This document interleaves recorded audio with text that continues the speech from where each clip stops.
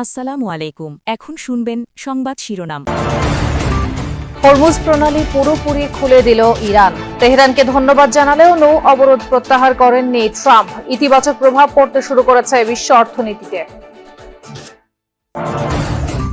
ছুটির দিনে তেল নেই বেশিরভাগ পাম্পে, লম্বা সিরিয়ালে নাজেহাল গ্রাহক। রেকর্ড পরিমাণ জ্বালানি মজুদ আছে দাবি প্রতিমন্ত্রীর।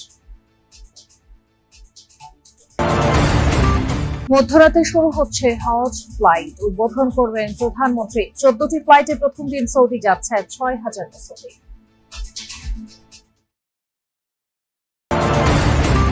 সংরক্ষিত আসনে বিএনপির প্রার্থী বাছাই চলছে। 4 শতাধিক মনোনয়ন প্রত্যাশীর সাক্ষাৎকার নিচ্ছেন দলের চেয়ারম্যান ও প্রধানমন্ত্রী তারেক রহমান। নির্যাতিতদের মূল্যায়নের আশ্বাস। এতক্ষণ শুনছিলেন সংবাদ শিরোনাম, এখন দেখবেন বিস্তারিত। যুদ্ধবিরতির অবশিষ্ট দিনগুলোর জন্য পুরোপুরি হরমুজ প্রণালী উন্মুক্ত রাখার ঘোষণা দিয়েছে ইরান। সামাজিক মাধ্যমের পোস্টে দেশটির পররাষ্ট্রমন্ত্রী এ ঘোষণা দেন। ধন্যবাদ জানিয়ে পাল্টা পোস্ট দেন মার্কিন প্রেসিডেন্ট ট্রাম্প। তবে ওয়াশিংটন জানিয়েছে চূড়ান্ত চুক্তি হওয়া অবধি ইরানের ওপর থেকে নৌ অবরোধ সরাবে না যুক্তরাষ্ট্র। এদিকে হরমুজ প্রণালী খুলে দেওয়ার ঘোষণার পর উল্লেখযোগ্য হারে কমেছে অপরিশোধিত তেলের দাম। বিশ্বব্যাপী শেয়ার বাজারে দেখা যাচ্ছে ইতিবাচক সূচক। হরমুজ প্রণালী এই সমুদ্রপথ দিয়েই বিশ্বের মোট জ্বালানি তেলের 20% পরিবহন হয়। মধ্যপ্রাচ্যে যুদ্ধ শুরুর পর থেকেই কার্যত বন্ধ হয়ে পড়ে এই জলপথ। জ্বালানি তেলের মূল্য বৃদ্ধি সহ নেতিবাচক প্রভাব পড়ে বিশ্বের প্রায় সকল দেশের অর্থনীতিতে। চলমান যুদ্ধবিরতির মাঝে এ নিয়ে অবশেষে কিছুটা স্বস্তির আশ্বাস দিয়েছে ইরান। সামাজিক মাধ্যমের এক পোস্টে দেশটির পররাষ্ট্রমন্ত্রী আব্বাস আরাকচি জানিয়েছেন, যুদ্ধবিরতির বাকি দিনগুলোতে সম্পূর্ণরূপে খোলা থাকবে হরমুজ প্রণালী। ইরানের পূর্ব নির্ধারিত পথ দিয়ে নির্বিঘ্নে চলাচল করতে পারবে সকল দেশের বাণিজ্যিক জাহাজ। তবে এ পথে জাহাজ চলাচলে দেশটির বিপ্লবী গার্ড বাহিনী আইআরজিসির অনুমতি প্রয়োজন হবে বলে জানিয়েছেন ইরানের এক কর্মকর্তা। যুক্তরাষ্ট্রের পক্ষ থেকেও এসেছে ইতিবাচক সাড়া। ট্রুথ সোশ্যালে ইরানকে ধন্যবাদ জানিয়ে পোস্ট করেছেন মার্কিন প্রেসিডেন্ট ডোনাল্ড ট্রাম্প। অবশ্য চুক্তি না হওয়া অবধি ইরানের জাহাজ চলাচলে নৌ অবরোধ জারি থাকবে বলেও ঘোষণা দেন তিনি। ট্রাম্পের দাবি, হরমুজ প্রণালীতে সামুদ্রিক মাইন সরানোর কাজ করছে ইরান ও যুক্তরাষ্ট্রের সামরিক বাহিনী। হরমুজ প্রণালী খুলে দেওয়ার ঘোষণার পরক্ষণেই বিশ্ববাজারে কমেছে তেলের দাম।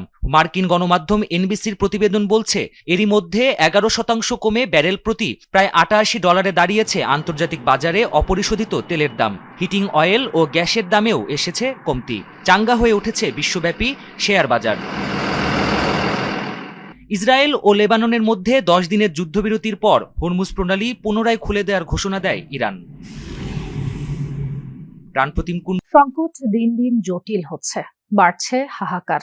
ছুটির দিনে বন্ধ বেশিরভাগ পাম্প, খোলা থাকা ফিলিং স্টেশনগুলোতে হাজার হাজার যানবাহনের সারি। জ্বালানি পাওয়ার আশায় চালক মালিকরা ঘন্টার পর ঘন্টা পার করছেন। তেল সরবরাহ নিয়ে স্পষ্ট কোনো তথ্য না থাকায় ভোগান্তি আরও বেড়েছে। গ্রাহকদের ক্ষোভ, সরকার জ্বালানি তেলের সংকট নাই বললেও বাস্তবে তার প্রতিফলন নেই। ছুটির দিনেও এমন দীর্ঘ লাইন, কমেনি ভোগান্তি। বরং রাজধানীর বিভিন্ন ফিলিং স্টেশনে তেল নিতে এসে ঘন্টার পর ঘন্টা অপেক্ষা করছেন চালকরা। জ্বালানি তেল নিতে কোথাও 8 ঘন্টা, কোথাও আবার অপেক্ষা করতে হচ্ছে 12 থেকে 13 ঘন্টা পর্যন্ত। গাবতলীর এসসি পাম্পে আমি 3 ঘন্টা যাবত দাঁড়ানো ছিলাম। 150 গাড়ি দেওয়ার পরে আর দেয় নাই। মিরপুর থেকে রাতের 8টা বাজে আসছি, এখন অব্দি ফুয়েল লোড করতে পারি নাই। রাত 9টায় এসে দাঁড়াইছি, এখন বাজে 10:30টার মতো সকাল। এখনো সিরিয়ালেই আছি আর কি, এখন পর্যন্ত যাইতে পারি নাই। সরকারি আশ্বাস থাকলেও মাঠ পর্যায়ে তার প্রতিফলন নেই বলেই দাবি ভুক্তভোগীদের। প্রতিদিনের এই দীর্ঘ লাইনে দাঁড়িয়ে সময় ও জ্বালানি দুটোই নষ্ট হচ্ছে চালক ও সাধারণ মানুষের। আসলেই যে আমাদের দেশে তেল আছে কিনা, আমাদের যে বিভ্রান্তি, আমরা কিন্তু সারা সপ্তাহ অফিস করি এবং সপ্তাহের শেষ দিন এসে আমরা লাইনে দাঁড়াই। এখন আজকে তো আমার কোনো কয়টা তোমার ডিউটি না, তোমার তেল লাগাম, তেল দিলে আমি 14 ঘন্টা বসে রয়েছি। এই পরিশ্রম কে দিব? আমার 3 দিন যাবত বসে আছি, কোনো ভাড়া টাড়া ইনকাম কামার হচ্ছে আর কিছুই নাই। আজকে যে পরিমাণ কষ্ট করা লাগছে, গতকালকে আমি রাত্র 2টা দাঁড়াইছি আর এখন তেলে এখনো যাইতে পারি নাই আর কি। শুক্রবার সকাল থেকেই শহরের বিভিন্ন পাম্পের সামনে দীর্ঘ লাইন দেখা যায়, যা ছড়িয়ে যায় আশপাশের অলিতে গলিতেও। চালকরা বলছেন, রাজধানীর অনেক ফিলিং স্টেশন বন্ধ থাকায় চাপ বাড়ছে চালু থাকা পাম্পগুলোতে। যে পাম্পে যাই এই পাম্পে শুধু বন্ধ। আমি তালতলা ঘুরে আমি রাত্রে 7টা বাজে আমি পাম্পে এই পাম্পে ট্রাস্টে সিরিয়াল দিছি। আমরা এখানে লাইনে ঘন্টার পর ঘন্টা দাঁড়িয়ে আছি, আর কেউ লাইন ছাড়া ডুবে পড়লে এটা শুধুই কষ্ট না, এটা মনে হয় হৃদয় ভেঙে যাচ্ছে, এরকম একটা অবস্থা।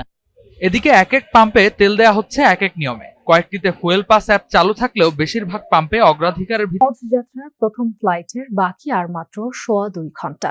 রাত 12:20 কাবার উদ্দেশ্যে ছেড়ে যাবে বিমান বাংলাদেশের ফ্লাইট। প্রধানমন্ত্রী তারেক রহমান সেই হজ যাত্রার উদ্বোধন করবেন। তার আগে আশকোনা হজ ক্যাম্প পরিদর্শন করার কথা তার। ইতোমধ্যে হজ ক্যাম্পে এসে উপস্থিত হয়েছেন যাত্রীরা। ঘর থেকে বের হওয়ার পরেই পবিত্র ধর্মীয় যাত্রা শুরু হয়েছে এই হজ যাত্রীদের। আকাশপথে যাত্রার আগে আশকোনা হজ ক্যাম্পে অবস্থান করছেন শত শত মুসল্লি। আমরা ইতিমধ্যেই বিমান টিকিট, ভিসা, পাসপোর্ট সব পেয়ে গেছি আর কি। যুদ্ধগ্রস্ত সমস্ত ফাতনা ফাসাদ থেকে আমাদেরকে যেন নেক এবং এক হায়াত যেন আল্লাহ যেন তৌফিক দেয়, এটাই দোয়া করি আর কি। প্রত্যেকটা হজের কাজ যেন আমরা সহজ এবং সরল করে দেয় আল্লাহ, যাতে আমরা প্রত্যেকটা কাজ করতে পারি। দোয়া করবেন আপনারা যেন আমরা সঠিকভাবে মক্কা থেকে হজের কাজগুলি সম্পন্ন করে বাংলাদেশে আসতে পারি ইনশাআল্লাহ। মধ্যরাতে 419 জন যাত্রী নিয়ে শাহজালাল আন্তর্জাতিক বিমানবন্দর ছাড়বে প্রথম ফ্লাইট। এই কার্যক্রমের উদ্বোধন করবেন প্রধানমন্ত্রী তারেক রহমান। তার আগে আশকোনা হজ ক্যাম্প পরিদর্শনের কথা রয়েছে তার। ইতোমধ্যে বাড়ানো হয়েছে নিরাপত্তা ব্যবস্থা। সামগ্রিক ব্যবস্থাপনা আগের চেয়ে ভালো হলেও ত্রুটির কথা বলছেন কেউ কেউ। বিশেষ করে হজযাত্রীদের ডরমিটরিতে উৎকট গন্ধ আর মশার উপদ্রব অনেক। দোতলায় তো অতিরিক্ত মশা। বেটার ছিল যে আরো আগে থেকে যদি তারা এই মশার ব্যাপারটা পদক্ষেপ নিত। আল্লাহর কাছে আশা করি যে ইনশাআল্লাহ আমাদেরকে সঠিকভাবে হজ পালন করার তৌফিক এনায়েত করবেন। আমরা সুষ্ঠুভাবে আল্লাহ আমাদেরকে হেফাজত করবেন এবং আমরা সুস্থ অবস্থায় আল্লাহ আমাদেরকে হজ করার তৌফিক এনায়েত করবেন। হজ ক্যাম্প পরিদর্শন করে ধর্মমন্ত্রী জানান, যুদ্ধের কারণে হজ কার্যক্রম বিন্দুমাত্র ব্যাহত হবে না। এছাড়া আগামী বছর থেকে খরচ কমানোর কথাও জানান মন্ত্রী। কিভাবে হাজিদেরকে সংসদের সংরক্ষিত নারী আসনে চূড়ান্ত বাছাই পর্ব শুরু করেছে বিএনপি। শুক্রবার বিকাল 3টায় গুলশান কার্যালয়ে শুরু হয় মনোনয়ন প্রত্যাশীদের সাক্ষাৎকার। দুঃসময়ে দলের প্রতি অবদান, শিক্ষাগত যোগ্যতা এবং দক্ষদের প্রাধান্য দেয়া হবে বলে জানিয়েছেন বিএনপির নেতৃস্থানীয়রা। ত্রয়োদশ জাতীয় সংসদে সংরক্ষিত নারী আসনে কারা সংসদ সদস্য হবেন তা নির্ধারণে চূড়ান্ত বাছাই প্রক্রিয়া শুরু করেছে বিএনপি। শুক্রবার বিকেল 3:30 থেকে বিএনপির গুলশান কার্যালয়ে শুরু হয় মনোনয়ন প্রত্যাশীদের সাক্ষাৎকার। 2 দিনব্যাপী এই সাক্ষাৎকার শেষ হবে শনিবার। বিএনপি চেয়ারম্যান তারেক রহমানের সভাপতিত্বে মনোনয়ন বোর্ডে রয়েছেন দলের স্থায়ী কমিটির সদস্যরা। প্রার্থী বাছাইয়ের ক্ষেত্রে ত্যাগী ও যোগ্যদের প্রাধান্য দেয়া হবে বলে জানান দলের সিনিয়র যুগ্ম মহাসচিব রুহুল কবির রিজভী। মহিলারা যে অবদান রেখেছে বিগত 15-16 বছরের আন্দোলনে, 17 বছরের আন্দোলনে, নিঃসন্দেহে তাদের সেই অবদানকেও মূল্যায়ন করা হবে। পাশাপাশি সংসদে কথা বলা এবং কথা বলার জন্য এবং আইন প্রণয়নের ব্যাপারে যে জ্ঞান থাকা দরকার, যে শিক্ষা থাকা দরকার, এইসব বিষয়গুলো এখানে বিবেচিত হবে বলে আমি মনে করি। সাক্ষাৎকার শেষে দলীয় সিদ্ধান্তের প্রতি শ্রদ্ধাশীল থাকার কথা জানান মনোনয়ন প্রত্যাশীরা। আমরা কম বেশি